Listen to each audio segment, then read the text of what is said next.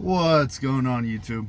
So back today, it's been kind of slow in the news cycle and politics business.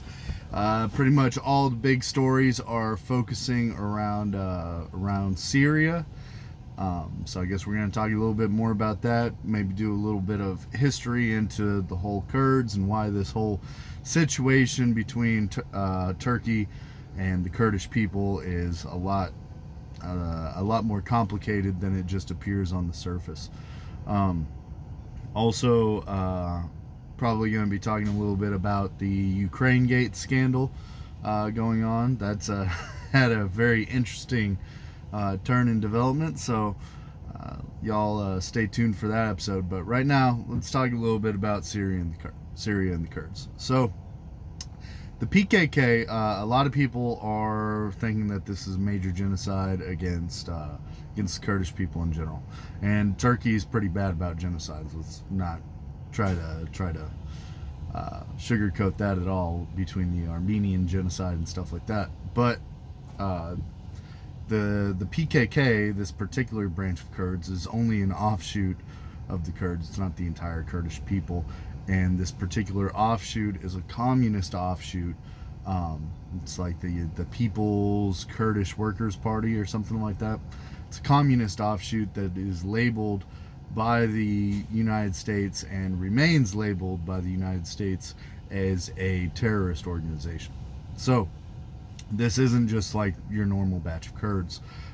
The only reason why people are like, oh, they're our allies that helped us out against ISIS this whole time is because, well, the enemy of my enemy is my friend type of deal, right? It's not so much an actual alliance, right? They're a stateless militia that wants to carve out its own section of land to make their own little communist Kurd state. They were fighting ISIS because it was beneficial to them, right? And then on top of that, they figured if they could win favor with the U.S., maybe the U.S. would do something like we did for the Jews and make Israel, but instead make Kurdistan. That was never the intention. I don't exactly know what backroom dealings were ever made between like Obama and the CIA and the Kurds and all that. I'm sure that those would be very interesting conversations to be privy to, but we're not, and we probably won't be privy to them until another Pentagon Papers leak. So speculation is always up in the air on that, on what actually got said to who and what for. So you have that. Now on the other side, there's Turkey, and Turkey is a very complicated issue because it is technically a NATO ally, right? After World War II, all the countries that fought against the Germans and stuff like that, plus additional ones since, formed NATO military alliance that is strictly a defensive alliance, right? So we don't help each other invade, but if one of our NATO allies is attacked, we're obligated to go in and help. The problem with that is, even though it's only a defensive alliance, you can't just go to war with your defensive allies like that. Those are huge issues.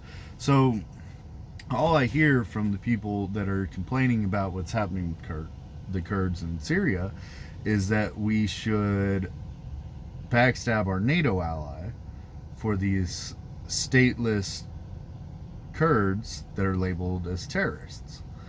The whole debate on whether or not the Kurds are okay or not is a separate debate. I personally am not a big fan of communists in any form or fashion, so y'all take from that what you might. But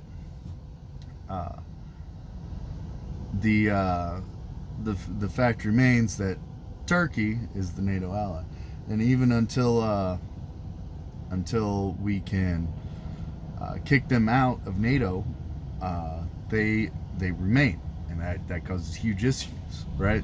So a lot of people are saying, hey, we're turning on our NATO allies or our allies and letting them get slaughtered, but they want us to actually turn on our actual allies. Turkey is very complicated. They're human rights abusers.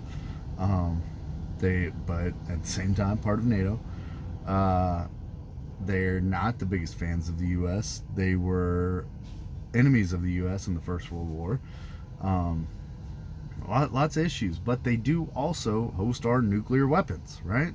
We have nuclear weapons in the area, and that pretty much gives us a very dominant position on the world stage, since Turkey connects 3 different continents between Africa, Europe, and Asia. So the whole, regardless of how you feel on war in general, and I'm opposed to war, bring our guys home, enough is enough, but the whole, it's not as cut and dry as people want you to think the whole situation is, right? The Kurds, while they were helping us fight ISIS, it wasn't just out of the kindness of their hearts, right? It wasn't some benevolence that they were doing. They were fighting their own war, right? And because of that, I don't really think we owe them too much, just because we happen to be fighting the same people, right? They didn't come and save us, right? That's not how that went. Let the Middle East fight the Middle East. I mean, it's crazy. So anyways, just a brief little clarification on Turkey and the Kurds and all that. But anyways, y'all stay tuned for the developments on Ukraine Gate, and I'll catch y'all later. Till then, take it easy.